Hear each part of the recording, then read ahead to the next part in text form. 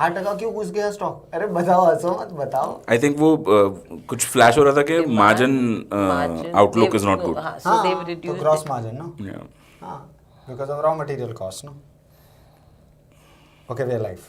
Okay. Hello guys, welcome. You're watching Bulls, Bear and Banter. I have the privilege of having two of my seniors. One, the senior editor of banking, so I will not speak anything about banking today.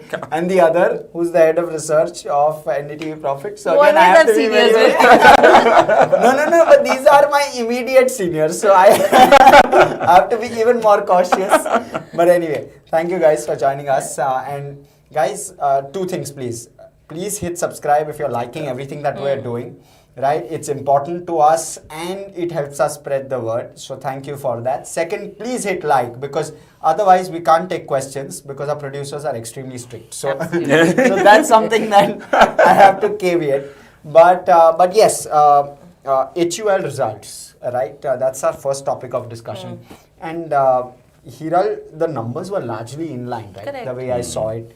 The stock was in fact up when the numbers came out. In fact, Tamanna and I were anchoring once HUL came in, and our clear picture over there was numbers are in line, and Tamanna was at that moment categorically indicating, but Hiral, that the stock is going up, right? And that was the moment when we realized what should we be looking at. I think, and the only answer to that was, let's look at the missing number, which is the volumes. Correct, and volume growth was muted. It was just about 2%. 2%. But the larger concern came from the commentary, right, Hiral? Good concerns in terms of the commentary because one, they've gone ahead and downsized their expectation from a margin picture. So they've cut it down to around 20 to 21% versus a 22 to 23%. So that is one of the major concerns that they've been looking at. Secondly, they're seeing a recovery in terms of rural demand. However, the major pressure in terms of urban continues, and that is what they have been indicating, right? So both these aspects is something that, I mean, the street is concerned about, and I think all of us being in the urban area, I think now if we are not trying to hit the stop button, we should hit the stop button in terms of our spends. But the commentary from Tata Consumer was slightly different, right? So Tata Consumer, when we spoke to the management again, you know, the commentary was different in the perspective that they have been excluding a lot of their non-core businesses and taking only the core business into consideration, where they are saying that the urban demand is not bad for us. Okay. So in terms of the category of products and the category of business that they are in, that is making a change. Secondly is their pressure on margins is coming in from a perspective of tea prices. Okay. They have taken price hikes in terms of tea and salt, but apparently it's not that enough. Okay. Probably the recovery could be coming in the second half of FY26. But overall, that pressure is there, that urban weakness continues. So one is, Hiral, what I'm hearing from you is, one, Vishy, is also, one is the urban weakness. The other is the pressure on gross margins. Yeah. And that double pressure is what's creating Yeah. some bit of tepidness with regard to buying into FMCG counters right now. It is, you know, the question over here is, I think the moment the budget came out, we were talking about that 1 lakh crore number. Yes. Hands, I mean, 1 lakh crore in terms of hands of the people, the spends that could increase, but it does not seem to be translating into spends. And that is what all of these companies are indicating in terms of their forward-looking outlook. So, is this 1 lakh crore not enough? That's the key question. Yeah. And two, is it that the inflation is so high that is putting pressure not only on their raw material prices, etc., in turn translating into that weakness in terms of earnings, right? So it's a double whammy exactly of what you're saying. Lower spends and higher pricing, putting pressure which they're not able to pass on as well. Yeah, on the inflation bit, I mean, just last evening you had the MPC minutes come in. In fact, the commentary there was far more positive on the inflation front. They were pretty sure that we are going to hold on to this 4% inflation target for a while. But I think the core of the discussion then comes up to what the RBI or the MPC looks at in terms of inflation. What is what individuals feel when they go out to a store to buy something, right? Clearly, that is pinching people. And Correct. This is a real problem that they're facing at this point in time. Plus, you've got global tariffs also in place. So any kind of raw material imports will also become a problem. If globally generally prices are on an upswing, Indian companies are going to face that. Okay. So what is happening is clearly the strategy that people have right now is small volumes and curtail prices on that front.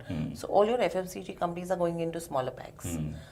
HUL did start the trend years ago.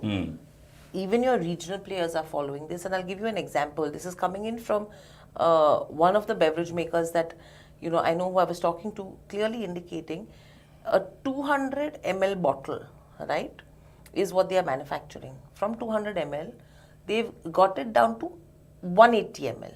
Okay. If you think about it, it's just a 20 ml difference per bottle. But in terms of their yield, it's a difference of some 80 to 85 cases per batch. Okay. Which is a good number for them when it comes to saving in terms of raw materials, and that's the way they're curtailing. So consumers are not really understanding the difference in terms of a 20 ml, but that is the strategy which is working for for the companies. Now, whether everyone is going to be able to resort to something like that or not is anyone's guess, because a lower volume product, expenses are higher. Yeah. Remember that Parley did that, tried to do that, and then there was a huge furor, like a lot of pushback from the customers. So you had that story also play out. And Parley is also a low value product, and therefore that pushback was far more. I remember that. Yeah. That pushback on that was far more. Yeah. But yeah, I mean, a Tata Consumer and HUL largely caters to a slightly more premium segment in that sense. Correct. And then maybe you just there's an have a Nestle. appetite to. Yes, and interesting, I just read a line before coming in here was Kit Kat is what was driving margins for a Nestle. So I think it's the chocolate people are taking a break, I'm telling you. From the markets. So maybe it's all these factors playing out, but it's not looking pretty net for FMCG companies. In fact, when I'm looking at HUL's return graph over the last 5 years, they've given virtually zero returns to investors in 5 years. It's a high quality franchise, giving zero returns, and this is where I'll have both of your inputs. Is it time now that we're starting to see a bottom when it comes to valuations with regard to some of these companies? Tata Consumer, totally different basket, because Tata Consumer, there's a Jeffrey's note today morning which says 70 times earnings is too expensive. So and it's a high growth company, acquisitions is leading growth, so very, very different story playing out there. But I'm talking about core FMCG, something like an HUL. So if you think about FMCG, valuations have never been cheap. Correct. I don't think so in history of me covering markets I've ever come across someone saying valuations are cheap. Yes, valuations have come down versus where they were. So that has been the trajectory so far. But now if you have to think about it, yes, slightly lower valuations from where they were, but are people still buying? That's the question, which is not the case, because your commentary with regards to forward looking is still weak. Correct. So people still are not very eager to enter the consumption space. I'll give you a live example of Asian Paints, a consumption play. Valuations have come down, I think, to pre-COVID levels. Is way cheap right now. However, majority analysts still have a sell rating on the counter. No one is willing to give it a buy call. And it is one of the largest players in terms of market share as well. Correct. So for them, the concern is the competition that is coming in. So there will be market share erosion that would be happening. But clearly, valuations, from what you're saying, you wouldn't be able to call out a bottom. They have come off slightly, but are they lucrative enough, taking into consideration the future challenges that the sector will face is the key over here. Correct. Vishy, you've seen this entire cycle over the last 10 years where valuations in FMCG stocks have gone from being okayish to being very expensive, right? And then the norm to say that this is the new normal, with regard to valuations. Now valuations have tempered. Is it time to buy, in your opinion? I mean, so I don't dabble in equities, just to be honest to all our viewers. So here on this platform, Vishy, we don't give recommendations, but we give views. The general view. I would say we don't talk about. I would say look at the rural commentary. Okay, the fact is that irrespective of what they're talking about urban, and that is a very important part of the business. Rural is still strong, and for an HUL, a company of that size, rural is an important piece, right? So, just coming from the HUL point of view, Tata Consumers, I don't think is that big on the rural business. Nestle, I'm not entirely sure how much of it goes into the rural business, except maybe Maggie, one of the products that goes well. Rural piece is looking strong. This year, you are predicting a reasonably good monsoon, Yes. so that means that local agricultural produce will be better. Farmers will have more money in their hands, and therefore rural spending is expected to then improve. That piece is doing well. Urban, the question on urban is also wage growth has stagnated. So that is a big problem as far as urban consumers are concerned. So unless that wage growth story is expected to turn around, which at this point in time doesn't indicate that there's going to be material difference, inflation has dropped, so that might help because inflation adjusted returns on your annual pay is going to be slightly better with inflation coming down. So that is something that is going to work in favor. But overall, you still need to see a lot of wage growth in the urban sector. I don't think that as far as the urban bottom is concerned, we are there yet. I don't think it's that probably to read the underlying line over here, the missing Yeah. pieces. Should investors bet on companies which have high exposure Yeah. to rural growth versus urban growth? At least in the current Percentage of revenue that comes in from rural Yeah. should be a better bet as versus companies which have more revenue coming in from urban. So if you think of the likes of a Marico or a Jyoti Laboratories, I'm not sure of the exact breakup between urban and rural, but probably these are plays that you should be watching out for because that's where the concentration is. Small is what is selling. Yeah. Yeah, and I'll just try and cap this very interesting conversation with what Manish Sonthalia said yesterday. And you know what, I'll request Mridul to drop that interview for benefit of viewers as well. He's betting on consumption in a very big fashion. But what he's saying is be mindful of valuations. He's saying there are pockets, for example, two-wheeler above 150cc where this 1 lakh crore which is being freed up, a large component of that will go to some of these plays. Yeah. He also said that consumer discretionary, of course two-wheeler included, consumer durables within that space, within this entire consumption pocket will do very well. So maybe listen to some views coming from there as well. When you talk about the consumer durable space, an interesting conversation that I had with Havels yesterday. Correct. Right? I mean, in spite of a spectacular set of numbers, the stock was beaten down. And the clear commentary from the conference call was, well, Lloyd's, which is their recent acquisition, came out and said that, I mean, the question that was asked was, is there a concern because the compressors are in shortage right now, right? So is that a concern from you guys delivering? The clear answer was, the demand is so poor, the compressor unavailability is not a concern at all, right? So because of the delayed summer again, so that's why I'm countering that they're seeing a delayed summer. So Havels is seeing a concern with regards to your ACs or any of your durable plays which are meant for the summer. And if that is the case, from your Voltas to your Blue Star to your Symphonies, probably we'll see some bit of a setback at least in the first quarter. Yeah. And though the first quarter is just the start of the season for them, but it's going to be a slow start. It's just that the government has only recently eased the terms to right import. Today. Yeah. But how fruitful is that going to be? Exactly. Because they need to import? We're already 23, 4 days into the first quarter. So I'm not sure how soon this is going to actually impact numbers.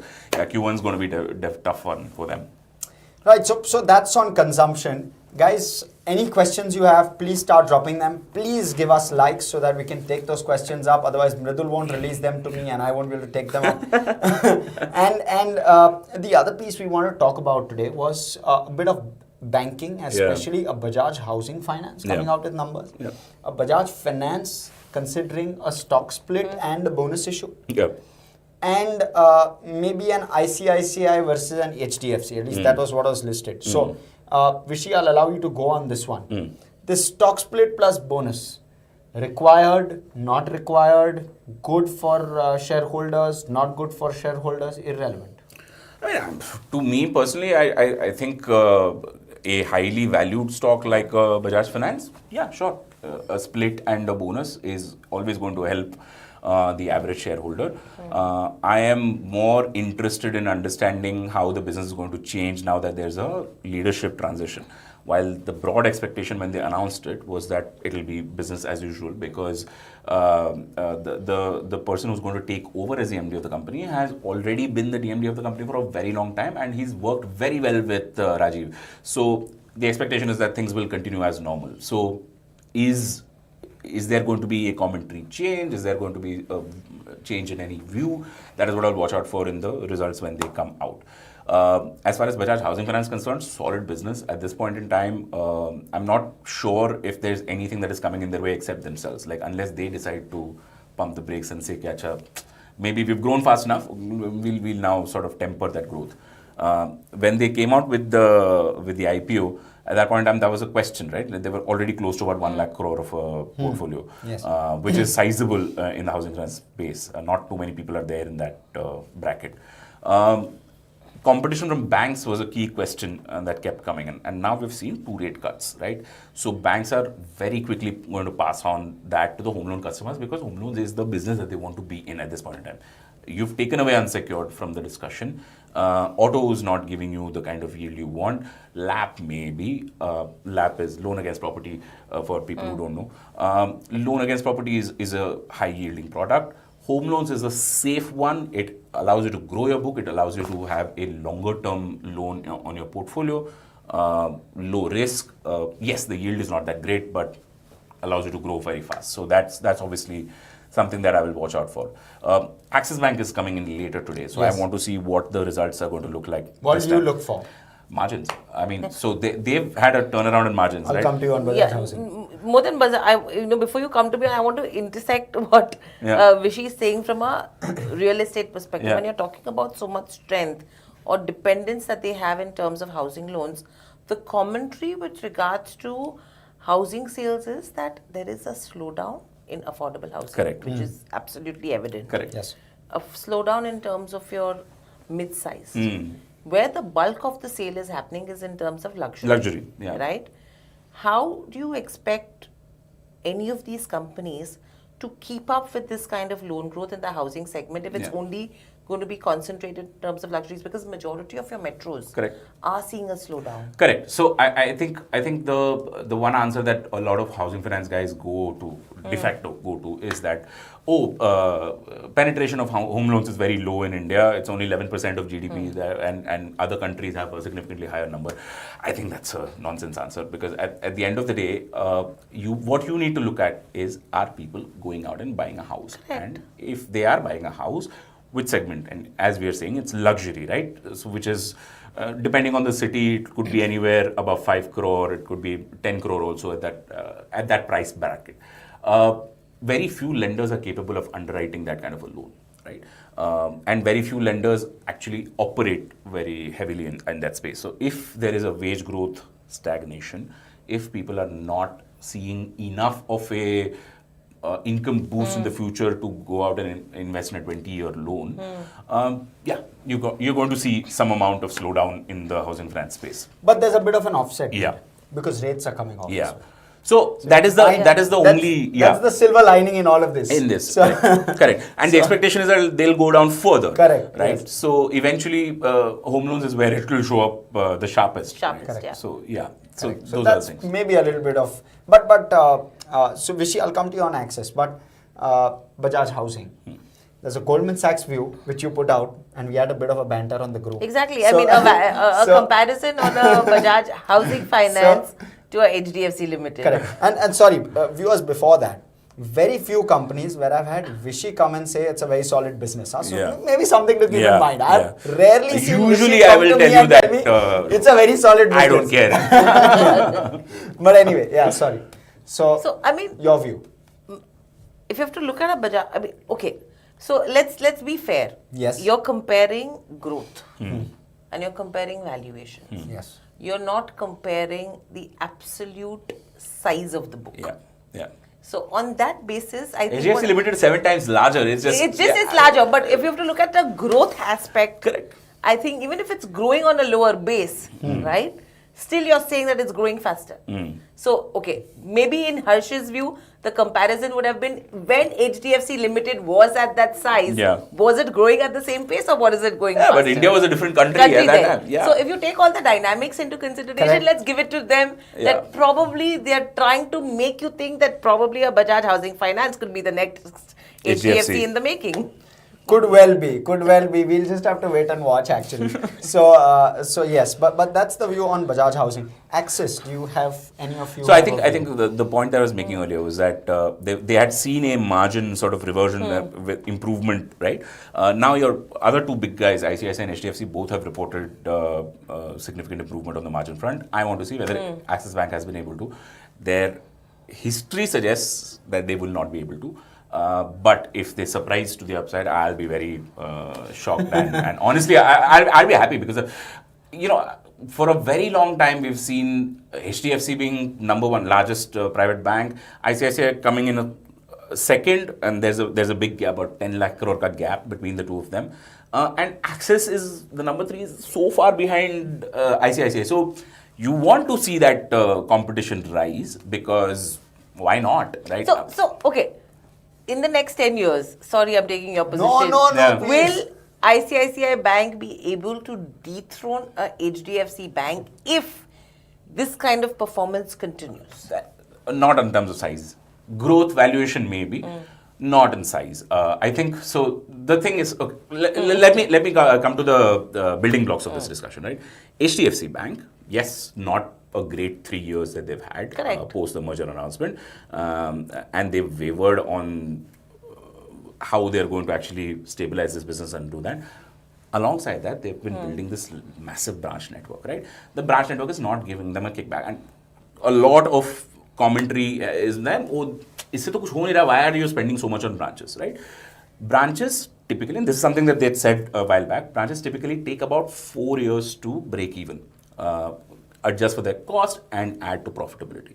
So assume your 10-year time frame. Somewhere in the middle of the 10-year time frame, these branches and their impact will start kicking in. And because there's a 10 lakh crore gap, from there then stopping HDFC Bank is going to be that much more challenging. So while I have issues otherwise with HDFC Bank, I think growth engine wise, I think they're sorted. Once the hope is that this branch network is going to kick in and hopefully that will help them grow faster. Let's see. So for Yeah. perspective, what HDFC has done in branches in the first 28 years of its existence, it's done in branches. It's done half those branches in the last 3 years. Yep. Correct. So the growth is it was at 6,000 or 6,500. I may get the number wrong. Roughly that. By a few hundred, but maybe 6,500. Currently sitting at 9,000. So you've seen dramatic growth. So tell me one thing: why is the Indian banking system not following branchless banking? Because that's does not what work in India. Okay, is that a logistic issue Yes, in the country? it is. We've had 12 years of branchless banking being paraded as the next thing, and then 2-3 years of phygital banking. I hate that word, but you call it phygital because why? Because the guy goes with an iPad to go and open an account, right? And I'm like, that is not what your customer is. Only looking at a place where I can walk up to, open an account, be treated fairly, not be given random products which will take out money from my account without my consent. इतना ही चाहिए customer को, and if you can deliver that reasonably well, then you've cracked the branch game, and that is the only game in town. I'm telling you, at this point in time, branchless banking as a concept has not worked in India, and there's an example of payments banks. We've had about 8 years of payments banks in India. Which payment bank can you think of as the premier payment bank? कौन है? नहीं है कोई. The Fino is one example, but Fino was doing what it is doing today 15 years ago. So it's not something that it's not something that they've started because they became a payment bank. So basically, सब banks को ये Yeah, branchless banking just give up on this idea. It's a silly marketing college whatever lecture initiative. It's got no basis in reality. No, there has been no proof of branchless banking working in India. None. One Okay. question I have is I want First, to an appreciation. Okay. SJ Wonders says that Vishy and Hiral should visit this show more. So maybe Thank you you. guys need to take out time and participate more. 12 बजे lunch time होता है नहीं 12:30 12:30 का show होता है. चलो ठीक है. हाँ, sorry, you were saying I something. want to interrupt. We've spoken about HDFC, ICICI. Earnings are out, right? I want to slip in a SBI for you, Sure. Vishy. Where do you see that fitting in? Because currently the commentary that you're hearing in terms of investment in BFSI or the banking spaces, all your analysts, all your fund managers are gung-ho. Kharido, bank kharido, banks are the Yeah. safest bet. No one is talking about PSUs, Yeah. mind you. Yeah. Everyone is talking about the private banking space. Yeah. What is the reason for that? Because from a valuation perspective, I think an SBI currently would still be attractive. Yeah, so you're in PSU space, you have to do one thing. You have to remove SBI from the ecosystem. Because SBI, while yes, technically it is a public sector bank, it is not at all afflicted with the typical issues of a public sector initiative. It's got its own style of business, it's got its own growth engine in place, it's got its own brand recall, which other PSUs don't have. Other PSUs more or less look like clones of each other versus a SBI, which is a completely different animal. The reason why people are not talking about PSUs is because they've not shown growth. The turnaround aspect is now over. That story is over. We're done talking about public sector banks turning around the business, addressing the inadequacies on their balance sheet. Now it's about performance That's about on this performance. base. And that's the problem because they have not yet shown performance. You take a Union Bank, you take a Punjab National Bank. Those guys are not showing performance. Bank of Baroda slightly better than the rest of them, but other than that, most of them have middling loan growth, barely deposit growth. Asset quality is okay, but that's because majority of the stress has been taken out. So anything incremental is going to look very small. Core business turnaround, like I think the core business of these public sector banks still depends on what is SBI doing. Can I replicate that in my business? Just a little while ago, I was looking at this thing called wealth banking, right? And that's a push that the PSU bank space started doing. SBI said, I'm going to start sending people and start giving wealth management products to my average customers. I'm not going for my high net worth customers, Correct. average customers. You had some of the other public sector banks in the ecosystem also announce these businesses and also, but the fact is that the customer base that you are Catering to, addressing yeah. or catering does not need wealth banking. It needs sane, good, honest banking. Wealth banking, though, I mean, what are you going to sell them? Insurance. But is that wealth banking really? That's just third-party sales, na? Insurance, becha, mutual fund, becha, that's not wealth banking. So you're just rebranding what you were already doing as something else. I don't know if performance is going to materially improve in the year to come. I think the public sector banks, while they have taken away a lot of market share from the private banks in the last 1 year or so, they're also at the forefront of any risk that may emerge. SBI is not that. SBI is a different story, but that's all, man. Perfect. Okay. Now we've got plenty of questions and we're going to have to take it rapid fire. Sure. So not more than 5 lines on each answer. Perfect. That's the rule. Suraj Jain.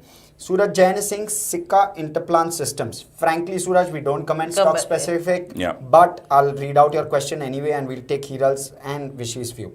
Having huge orders from HUL, defense sector company coming with good quarterly results. What's your view on the sector as a whole, Hiral, and what new, in your view, is happening in it, if anything? So if you see in terms of where the defense pack goes, it was under pressure. You've ended in terms of FY 2024 at a low. 25 started off with a low and now it started to pick up. So I think execution is going to be key right now in terms of where the defense segment goes. If execution fails, that's when the sector will fail. But the other aspect is the kind of investments that are happening in the European market in the defense sector, right? Whether there will be positive for ours or negative is what we need to wait and watch and see, because if they are looking at indigenization in Europe, then there could be a negative aspect for our component manufacturers in India.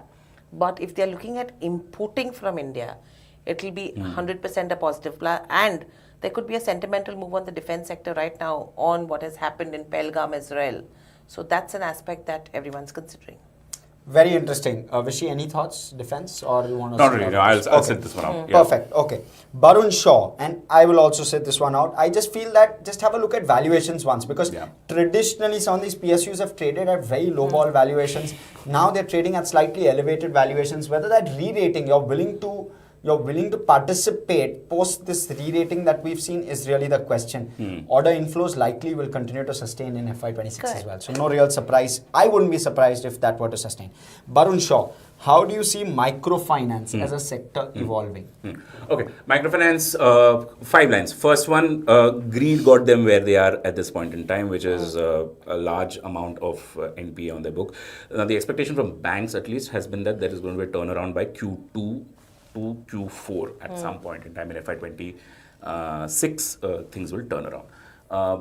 Microfinance only entities have not promised anything like that, and I'm not sure how soon that turnaround is going to come.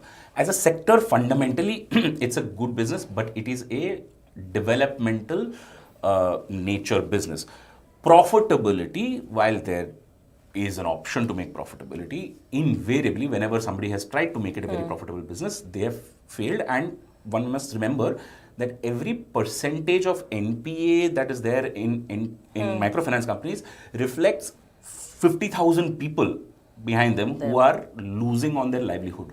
So let's not lose focus of the fact that NPAs for a company might be a bad thing, but for the average consumer, the microfinance consumer, which is the lowest common denominator in this country, it means livelihood getting affected. Correct. So if microfinance is not doing well, remember that the lowest earning members of this society are not doing that well, and you need to remember that. Great perspective. Okay, you want to participate? No, he summed it up well. Vigin Dharan and Suraj Jain, both on IDFC First. Now, Vigin is a shareholder in IDFC First. He's seen a dilution, or rather, is IDFC First Bank doing shareholder dilution 3 times in the last 5 years? A cause of concern is what he's asking. He's not a shareholder. Apologies for that. And IDFC has recently done an FPO, now giving dividend. What's the logic of it? I'll add a little bit to this. Sure. Their marketing costs are extremely high. They keep talking about lower OPEX. That's not happening. They fund the Indian cricket team as well. Yeah. So the strategy, is it a good one? Think about all this also from a perspective that you need eyeballs for a new age bank. Correct. That is true. That is 100% certain. The only way, let's take a perspective from a last 25 years point of view, right? So you take ICICI and HDFC Bank, and even Axis for that matter, all came before 2000s. Later, from the mid-2000s onwards, Kotak, Yes Bank, IDFC First, much later, but yeah, Bandhan Bank, all of these lenders came into reality, right? While Kotak has done well, your Yes Bank has had a choppy sort of history. Which other bank can you think of that has done very well, right? It's a dynamic business. It requires marketing. You can't wish away marketing because if you're a customer-facing service, you have to market yourself. But is that being done at the cost of diluting shareholders? I would say it's still a young bank, so you have to give it the time it deserves. So just to add to it, marketing from a banking perspective is very different as compared to a spend by a consumption company, right? I mean, marketing in terms of banking is more about building trust. Correct. I mean, that loyalty and trust factor is something which is key. So yes, you cannot ignore the right marketing and the spends that probably could be needed is what I would have to say on that. But the valuation, Vishy, I think is concerning every time in terms of the funds. I fully agree. So if Mridul can share the interview link that we did with Vishwanath right after they announced the Warburg Pincus deal. Valuation is a real concern because the 3 times that they have raised money, they've raised it at lower and lower pricing. Plus, microfinance problem, unsecured loans not doing that well. Their core SME business, I don't know what is going to happen next. Asset quality wise, they're fine, but growth wise, I don't know what is going to happen. These are all real concerns, and your valuation suffers because your core business is suffering at this point in time. Yeah. Perfect. Now, last one. And again, this is probably the last query we'll be able to take. Banking sector outperformance, what's leading to it in your view? I think the bigger banks doing reasonably well. Among the big banks, once Axis is done today, SBI is the other big one to watch out for, which will come 3rd of May. I think that's when their results are coming. Yeah. So their performance at a time when there was uncertainty, how will they deal with this rate cut and all of that. Their commentary has not been that bad. Commentary has largely been good. Yes, they are highlighting the fact that aage jaake NIMs will not keep expanding, at least for a few quarters. But overall growth outlook, overall asset quality outlook, overall like the core building blocks of a banking business are all looking very sound. So therefore, you are seeing the outperformance. It is coming at a time when this is the only sector that is not going to be affected by tariffs, right? I mean, yeah, you can talk about a second order impact, which is that companies that they lend to will be affected and therefore but then all of them have been fairly confident in responding And to add to what Vishy is saying, it's the valuations key as well, right? Correct. The valuation of banks versus where they were, and if you have to compare the valuations of banks to other sectors, it's low. Secondly, they are treating the sector as a safe haven right now with the uncertainties with regards to tariffs. So all your export-oriented sectors are out of the picture. Your IT is an indirect impacted sector as well, where the commentary is coming in weak. Consumption, people are wanting to look at the domestic-driven sectors, but consumption, as we are seeing the numbers, there is weakness in terms of, so where do you put your bets on, right? So I think they're treating banking as a safe haven sector right now, and the valuations are becoming supportive. Exactly. Yeah, I kind of fully agree with that. But Vishy, one last follow-on on this. So therefore, IDFC, both Hiral, Vishy, IDFC is trading at a discount to its 5-year averages. So is there is there a case to be made that a re-rating there is also warranted, or no? So for me, I think to be very honest, I don't think so. IDFC First, according to me, would be a re-rating candidate. Yes, from a valuation perspective, yes. Fundamentally, I don't see it. I think still an ICICI Bank is a re-rating candidate, according to me, taking its performance into consideration. Fair point. Though, as we were discussing 2 days ago, right, when the results came, the difference in terms of its 5-year average in now is very pretty small. Much, But probably with the outlook, with the way it's performing, I think that's a re-rating candidate. Point taken. And what about what do you make of the 2% growth that it posted sequentially, ICI? Is that at all a concern? It was concerning because that number is looking smaller than HDFC Bank, which is a much larger base, right? So, yeah, problem. I want to see what the coming quarters are going to look like, whether this was a one-off blip. The commentary that they gave was fairly benign. They said, yeah, whatever happened in this quarter happened. But just for my viewers, because they don't get to hear the reporter call that happens at ICICI Bank, right? There's one answer that the ICICI spokesperson Sandeep Batra keeps repeating for every answer, which is that we want to do risk-calibrated growth, we want to be fair to bank and fair to customer, and we want to focus on 360-degree growth. Now, it sounds silly when you've heard it 15 times on the same call, but the fact is that they are not sticking their neck out and going after like random risky bets. As a large bank, that is a very prudent call to take, and you have to respect that. So, yeah, the 2% growth is not looking good for this quarter. I want to see what, say, Q2 and Q3 are going to look, Q1, Q2 are going to look like, and then maybe have a more informed opinion. And it's so interesting, and I'll tell you why. Because 2 years ago, when I was looking at ICICI and I was assessing the turnaround, one very, very senior editor, and I was very junior back then, and therefore I still am, but point being that I kind of completely understood where he came from. He was ex-ICICI. He said that when I was branch manager, they used to tell me 17% growth is what we want from this branch. You go sell whatever is required. NPA, no NPA is fine. We want 17% growth. This is starkly different from that phase. The new management has changed. And this kind of vindicates the fact that Vishy says this, vindicates the fact that something's changed and positive change.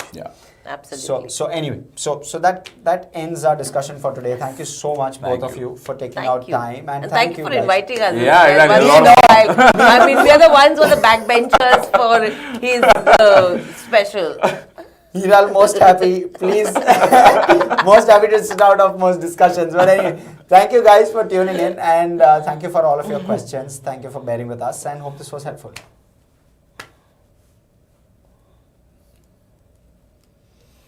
Okay. Chalo. Thank you. That's it. Thanks, yeah.